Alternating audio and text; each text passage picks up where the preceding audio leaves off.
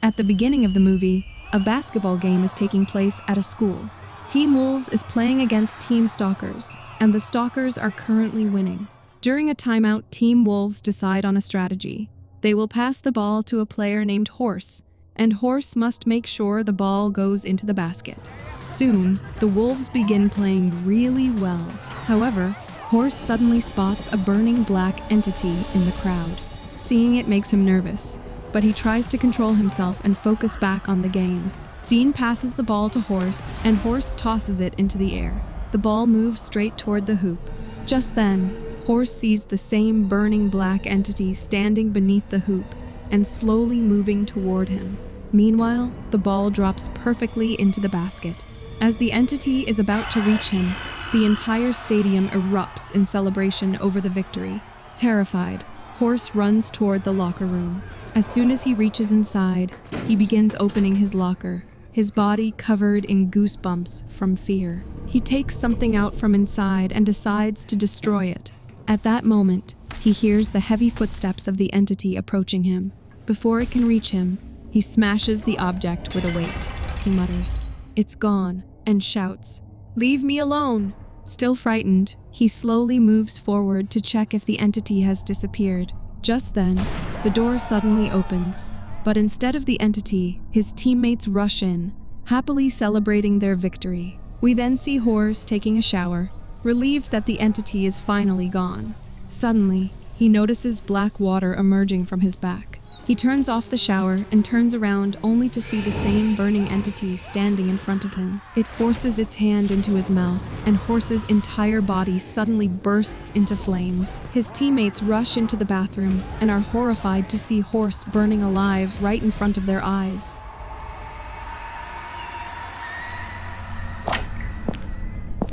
Comment. Subscribe to Recapss Horror. The story then shifts to 6 months later. We are introduced to a girl named Chris, who has recently moved to her cousin Real's house. She is sitting by the window in her room, sketching, when Real enters with breakfast and tells her to get ready because they have to leave for her new school. When they arrive at school, Chris discovers that she has been assigned Horse's old locker, which still has his name written on it.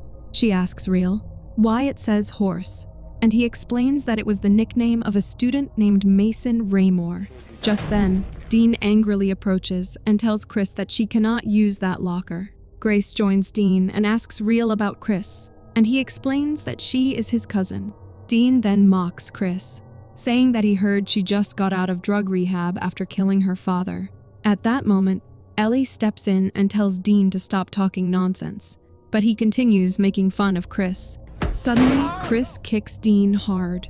Right then, their teacher, Mr. Craven, arrives and gives Chris, Dean, Real, and Grace detention. Ellie stands up in support of Chris and tries to interrupt, but Mr. Craven also sends her to detention. Later, Ellie tries to apologize to Chris on behalf of everyone, but Chris coldly tells her not to bother, saying she neither needs her help nor any favors. Ellie then leaves. While standing near the locker, Chris finds the same strange object that Horse had previously destroyed. She opens it and discovers a skull-shaped artifact inside.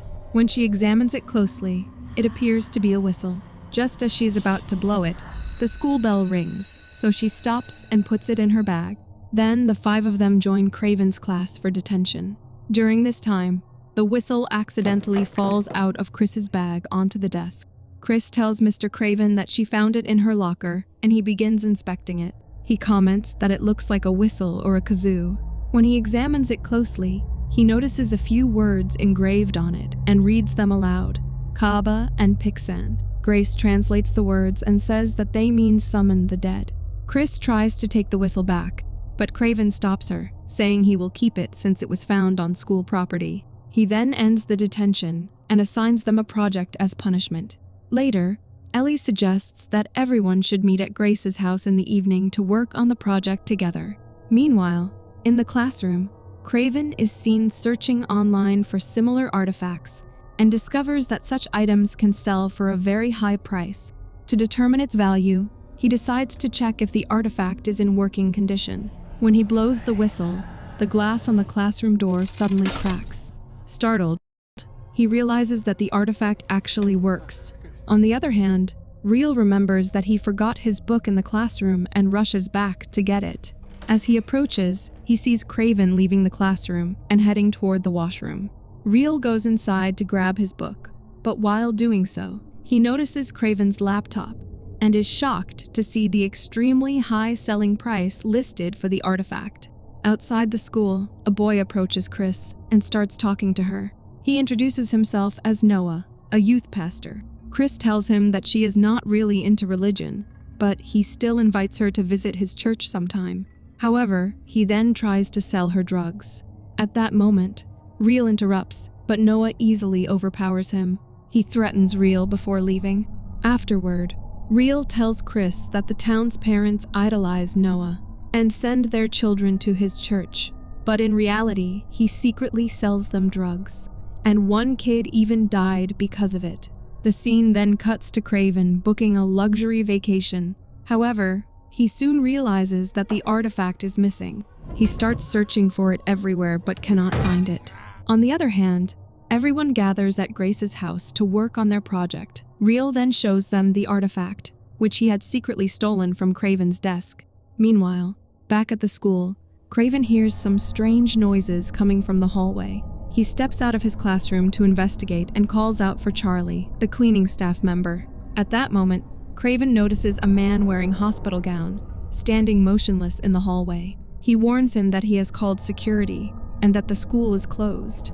The man slowly begins to move, but just then, Charlie suddenly appears behind Craven, startling him. When Craven looks back, the figure has disappeared. Craven returns to his classroom, but soon notices that as he breathes, smoke begins to come out of his mouth. Suddenly, the terrifying man appears in front of him, with blood dripping from its mouth. The man thrusts its hand into Craven's stomach and squeezes his kidney violently. Craven's hair and beard suddenly fall out. Blood pours from his mouth, and he begins to resemble the same terrifying entity. Moments later, he collapses dead. The scene then cuts back to Grace's house, where her younger brother Timmy is watching them from the balcony. Grace sends him back to his room. She admires the artifact and says it looks beautiful. Dean motivates her to blow it. However, Chris decides that she wants to leave. Ellie tries to stop her, but just then Grace blows the whistle from the artifact. A loud, ear-splitting sound echoes, and everyone covers their ears. When everything calms down, Chris leaves the house. Ellie follows her outside and invites her to a harvest festival.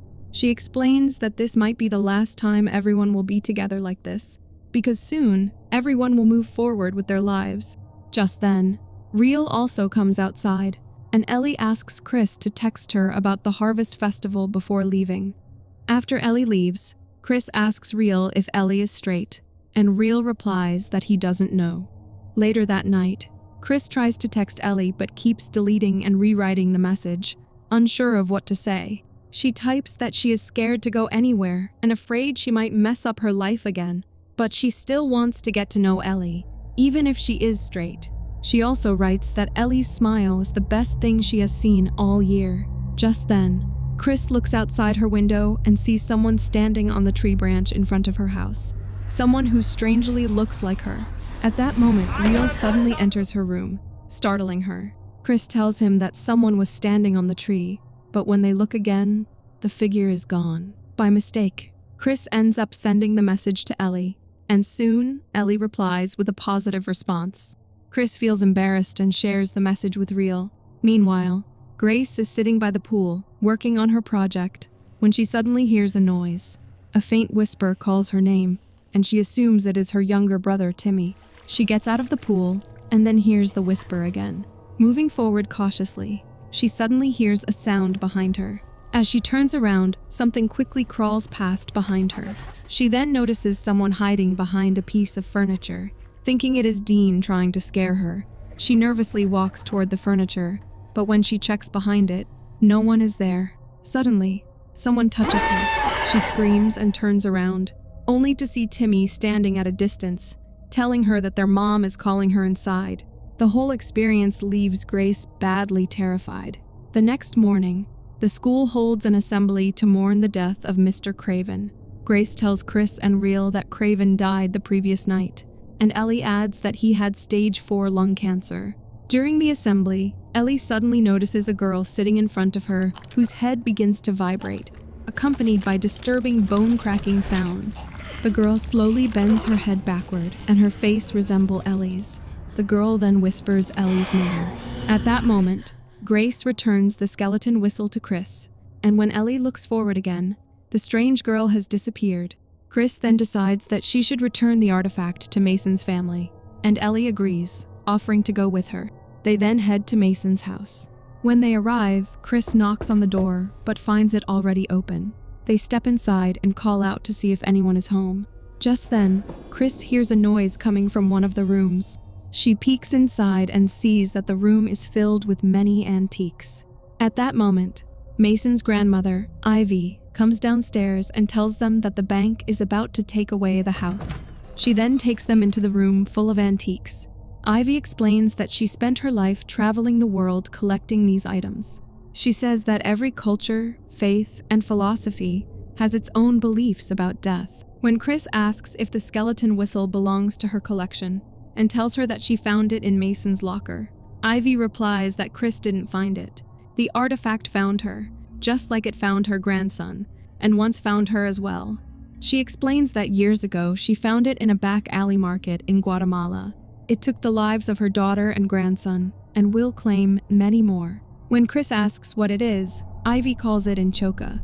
Chris says their research showed the words means summon the dead, but Ivy corrects her. It actually means summon your death. She explains that the day a person is born, their death is also born somewhere in the world, and from that moment, it begins searching for them.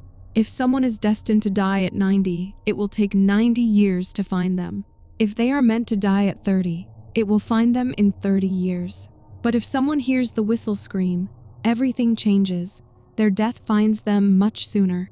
When Chris asks what death looks like, Ivy replies that it looks like you. You become what you would have been in your final breath. Ivy then hands the whistle back to Chris, saying it was never hers to keep. Chris asks, "What if she doesn't want to die?" And Ivy coldly replies, "Then you shouldn't have been born." As they leave the house, Ellie says that Ivy might have some medical issue and could be on medication. Chris agrees, but then asks Ellie if she thinks Mr. Craven might have used the whistle like Mason did. Ellie says it's possible and suggests that his medical files might be at the hospital where she works. They decide to check the records there.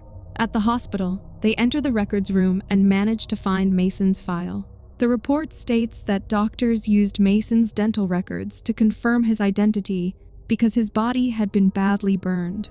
Just then, another doctor enters the room, forcing both girls to hide.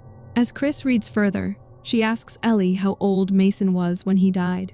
Ellie replies that he was 17. However, Chris points out that the report says Mason's body appeared to be in his late 40s. This immediately reminds them of what Ivy had said. You will become what you would have been in your last breath. Ellie realizes that Mason was actually destined to die in his late 40s, and that Mr. Craven was meant to die of cancer later in life. Suddenly, both girls understand the truth. They also heard the whistle. Realizing that they are all now in danger, they decide to warn the others immediately. The scene then cuts to Real arriving at the Harvest Festival, all dressed up. Everyone at the festival is wearing ghost costumes. Just then, Real spots Grace taking drugs from Noah. Real approaches her and finally confesses his love for her. Grace gently refuses, telling him that he is a good person and that he would make some other girl much happier than her. She kisses him on the cheek and walks away. Grace then runs to Dean and hugs him. She challenges him, saying that she is going to enter the maze and ring the bell at its center in 2 minutes. Meanwhile, Ellie and Chris arrive at the festival. Outside, they run into Noah again, who tries to sell drugs to Chris. Ellie immediately kicks him. Noah then pulls out a knife, but Chris quickly snatches it from him and reminds him that a child died because of the drugs he sold. She then cuts his nose with the knife and runs inside the festival with Ellie.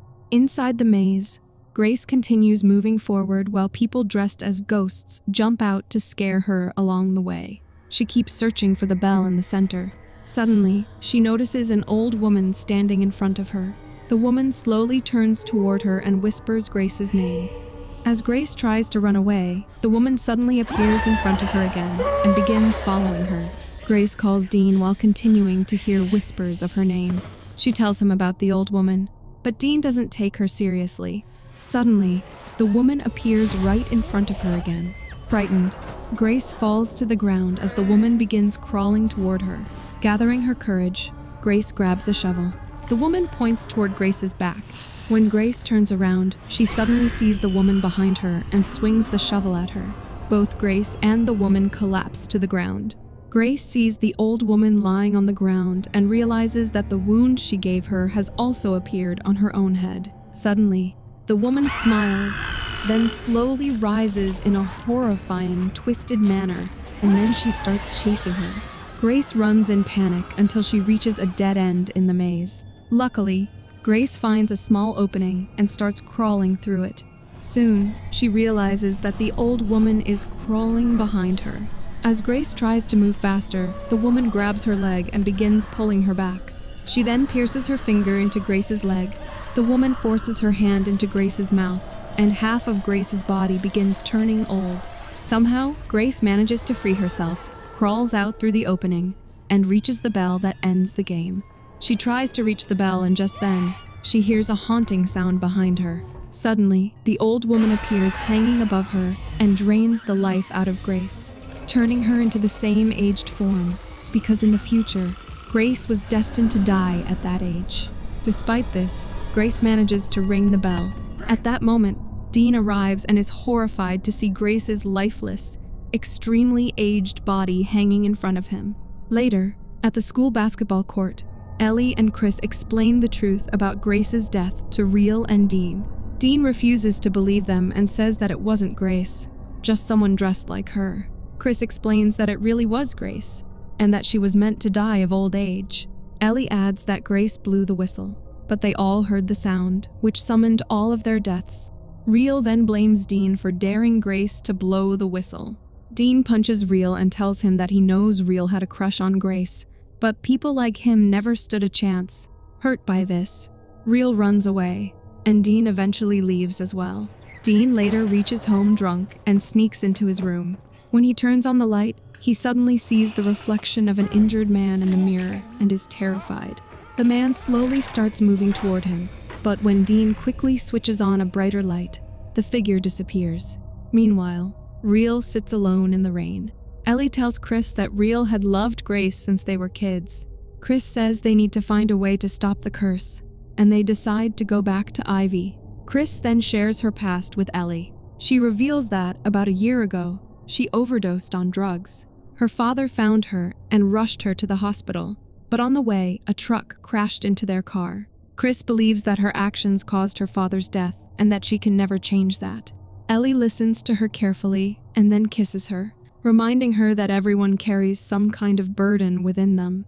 That night, their relationship grows much deeper. Meanwhile, Real sits in the rain when it suddenly seems to turn into blood.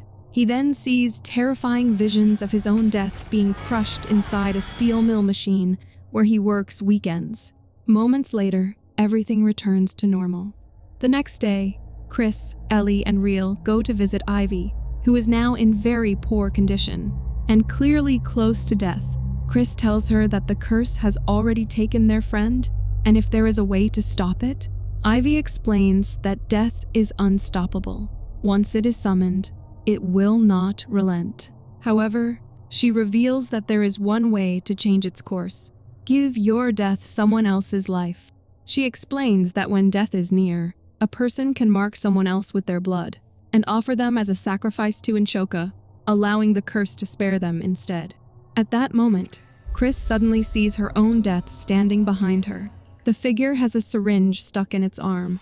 It whispers Chris's name before vanishing. Ivy then says that dying is not a choice. It is inevitable, but living is up to you. With those words, Ivy dies. Later, Real says that now they at least know how to escape their deaths. But Ellie refuses, saying she cannot kill someone else to save herself. Chris then tells them that she just saw her own death and that it looked like she had overdosed with a needle in her arm. Real says that now all of them have seen their deaths, and he angrily drives away in his car. The scene then cuts to Dean, who is still deeply shaken by Grace's death and is watching news coverage about it on TV. He turns off the television when he notices the doorknob of his room slowly moving. Thinking it is his parents, he gets up, but the door slowly opens and a hand appears from behind it. Terrified, Dean throws a chair at it. His parents then ask from outside what is happening, but Dean refuses to let them enter, fearing that the entity will come inside too. He starts blocking the door with furniture while his parents beg him to open it. Suddenly, his death appears behind him. Dean was destined to die in a terrible accident, and the entity now forces that fate upon him. An invisible impact strikes him as if he has been hit by a vehicle. First his leg breaks, then his fingers snap, then one of his hands splits apart. One by one, the bones in his body shatter until his face is violently crushed. When his parents finally manage to break into the room, they are horrified to see their son in such a gruesome condition as Dean collapses. Meanwhile, Ellie and Chris go to Real's room and try to figure out where he might have gone. Soon they realize where he is. The scene then cuts to Real arriving at Noah's church. He walks inside with a gun and points it at Noah, but Noah quickly overpowers him and turns the gun on him instead. Real laughs and says that he is not meant to die this way. Noah pulls the trigger, but the gun does not fire. Taking advantage of the moment, Real attacks Noah and knocks him down. The scene then shifts to the steel mill, where Real ties Noah up. His plan is to transfer his death to Noah. Real finds drugs in Noah's pocket and forcibly makes him take them. He then cuts his own hand so he can mark Noah with his blood. Just as Real moves toward Noah to complete the ritual, Ellie and Chris arrive and stop him. Real argues that it isn't fair that a criminal like Noah gets to live while innocent people like them are dying. Real begins walking toward Noah again, determined to go through with it. Just as he is about to mark Noah with his blood, Chris stops him and tells him he doesn't have to do this. They can find another way. Real pauses, turns, and says that everyone has to die once. Chris replies that he's right, and that is exactly how they can stop the curse. When Real asks how, his death suddenly appears. The entity grabs his arm, and his body begins crushing and twisting as if he is trapped inside a giant machine. Seeing this horrifying sight, Noah becomes terrified and collapses. Ellie and Chris try desperately to save Real, but they cannot stop it because this is exactly how he was destined to die. Real is brutally killed before their eyes, leaving Chris completely shattered. Afterward, Ellie and Chris rush outside. Chris tells Ellie that they summoned death and can't outrun it. However, she says that although they have to die, it doesn't mean they have to stay dead. She comes up with a plan. They will temporarily stop their hearts and then revive each other. They will use insulin and an ice bath to induce cardiac arrest, and then a defibrillator to bring the other person back to life. The idea is that if they briefly die and then return, their destined deaths will already be fulfilled, leaving the curse with nothing left to claim. They prepare a complete setup for their plan. The original idea is for Ellie to temporarily die first and then be revived. However, at the last moment, Ellie changes the plan and decides that Chris should die first instead, because she wants to save Chris at any cost. Ellie injects insulin into Chris, and just then, Chris's death appears in the room and smiles. Ellie places Chris into a tub filled with ice water. Chris begins to feel like she is drowning and drifting too far away, but Ellie quickly pulls her out and lays her on the floor. Chris appears lifeless, and Ellie starts trying to revive her according to their plan. Meanwhile, Noah regains consciousness. He manages to free himself and picks up the gun. At the same time, Ellie desperately tries to bring Chris back to life, but Chris's death keeps pulling her away. Ellie performs CPR again and again, refusing to give up. Soon, Ellie realizes that her own death has also arrived. Chris's death continues overpowering her, while Ellie keeps trying to revive her. Just then, Noah reaches the place where Ellie and Chris are and angrily yells, asking what kind of satanic ritual they are performing. He then shoots Ellie. Even after being shot, Ellie still tries to revive Chris. Chris, somewhere between life and death, hears Ellie's voice calling her back. She remembers the moments she shared with Ellie and fights against her own death. With great effort, she manages to return to life. However, When she wakes up, she sees Ellie's death sitting beside Ellie, and Ellie is lying on the ground. At that moment, Noah enters in a desperate state, holding the gun and ready to take revenge. He touches Ellie's blood, and suddenly Ellie's death disappears, and she comes back to life. Noah then begins praying for Ellie's soul, unaware that he has just summoned his own death. As he points the gun at the girls, his death appears in front of him. In panic, Noah starts firing at it, but the bullets end up hitting him instead. He collapses to the ground as his death slowly approaches him. Terrified, Noah screams before the entity finally kills him. In the end, both Ellie and Chris survive. The movie then shifts to 3 months later. Chris is seen walking through the corridor of her school when she suddenly sees her death standing in front of her. However, this time she is no longer afraid. The figure slowly disappears. Chris and Ellie are now in a relationship, and the two walk hand in hand. Soon after, we are introduced to a new student named Asha, who has just joined the school. She is assigned a locker, and when she opens it, she finds the same mysterious whistle inside. Later, during a school assembly, the principal introduces Asha and announces that she will play the school anthem on her violin. The entire school applauds. Before playing the violin, Asha takes out the whistle. Ellie and Chris scream for her to stop, but she blows it, and an ear-splitting sound echoes through the school. With that chilling moment, the movie comes to an end. Thanks for watching. If you enjoyed the chills, hit that like button, subscribe, and turn on notifications so you never miss a scare. Until next time, stay spooky.